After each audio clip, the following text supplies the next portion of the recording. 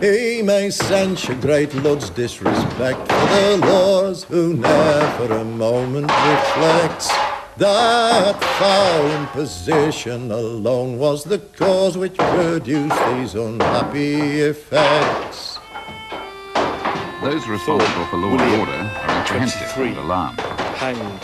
Brooke, I've been Thomas, inundated 32. with reports of machinery. Dean, Jonathan, Huddersfield 28. Magistrate Joseph Hanged. Radcliffe. Mellor, George, 22.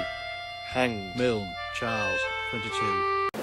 Capitalism, the intangible being which pervades every moment of our lives. It is the love of many and detestable to many others, and even more don't know what to make of it. Put simply, it is a mode of production in social relations that arguably encompasses almost all aspects of life today. What you need to understand for my argument is that in capitalism, the capitalists compete to maximize profit because this is how you survive in a capitalist world. To do this, they cut costs in production by either increasing the power and productivity of technology or by lowering wages. However, a contradiction emerges. As more stuff is created as technology becomes more productive, purchasing power decreases as wages go lower, and you end up with a lot of things that no one can buy. This leads to a crisis in capitalism, such as unemployment, bankruptcy, and destruction of capital, and as Karl Marx thought, the end of capitalism. However, since Marx's time, there have been many crises and capitalism has survived them all. But a new technological saga has been assembling, one that stands as a formidable test to the durability of capitalism and to our dignity. That is, automation.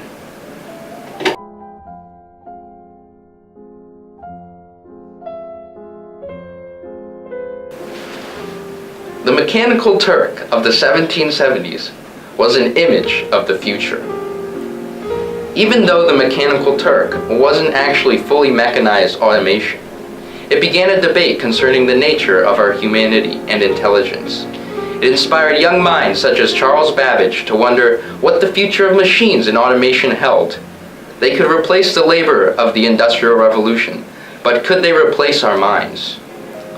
This question is still being debated today, even as automation has gone from wooden boxes and human ventriloquists to mechanical arms in car manufactories. However, automation still has a ways to go on its quest to simulate the human mind. Yet, capitalism, in its continuous need for more productive technology, cannot simply remain idle as we figure out how to automate the mind. To outcompete competitors, producers can insist that the future is already here, and it is ready to be sold.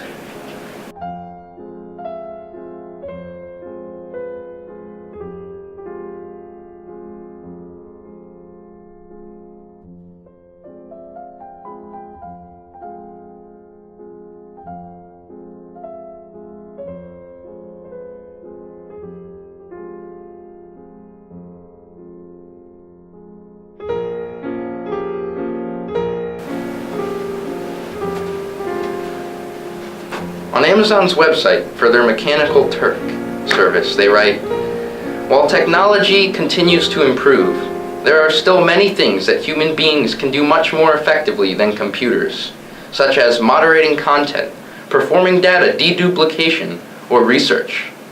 Admittingly, Amazon recognizes that at the level technology is at currently, it is not possible to completely replace human labor with automation. However, they can tap into tech that already exists, the internet. Amazon writes, "Traditionally, tasks like this have been accomplished by hiring a large temporary workforce, which is time-consuming, expensive, and difficult to scale, or have gone undone. Crowdsourcing is a good way to break down a manual, time-consuming project into smaller, more manageable tasks to be completed by distributed workers over the internet, also known as microtasks.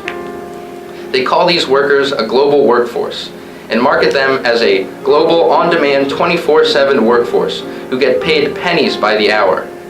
Also, considering most people do this work as supplemental income when more temporary work is harder to find and they need an income to survive.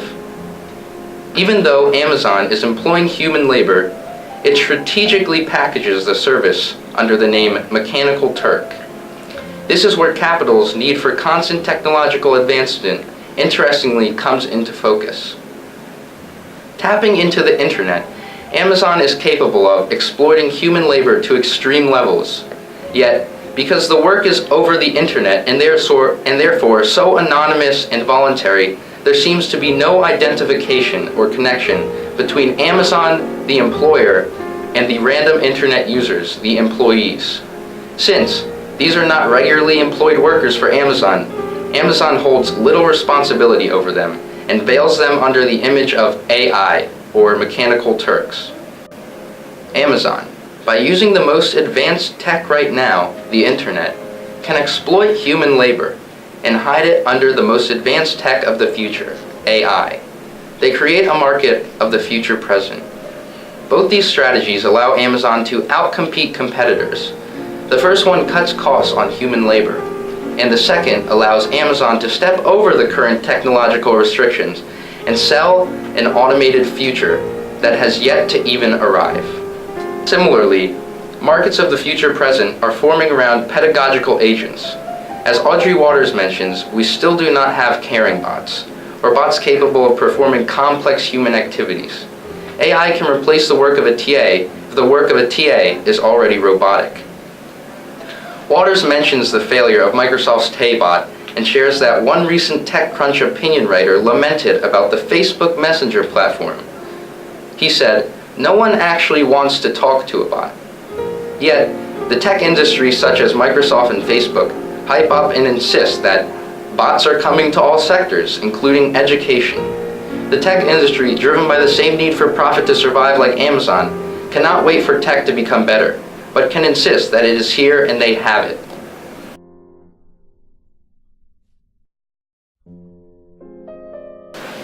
Whoa! In order to survive in capitalism, companies such as Amazon and the tech industry will seek out and use the most advanced forms of technology. Yet, companies' need for profit seems to have started outpacing the actual state of technology. What you get is then a forced insistence or image of the future that has yet to come. In the case of pedagogical agents, Microsoft Tay, Facebook Messenger, and Amazon Mechanical Turk, you get clunky, empty, undesired falsities of an automated future. Since the automated future is sold to us before it is even possible, we begin to experience automation similar to any meaningless product or gimmick that feels vacuously empty of any potential that was promised or could have been possible if actual time and consideration went into its production. In a sense, we may lose a belief and hope that automation has a revolutionary potential to make our lives better, because instead it is subsumed by capital's inability to care about quality, and it becomes normalized as a useless product or service we shouldn't spend our time caring about. The problem with this is that this tech and automation, once it does come, will have revolutionary potential to make our lives better. But at that point, our hopes and dreams for what automation could have been, and thus our desire to take control of its use, will have been spurted out. Instead, as automation will make our working lives more precarious and unstable, we may find ourselves in a complacency or hopeless unwillingness to change how we experience automation, simply because we were sold a future that wasn't ours, and so we walk away, drearily disappointed.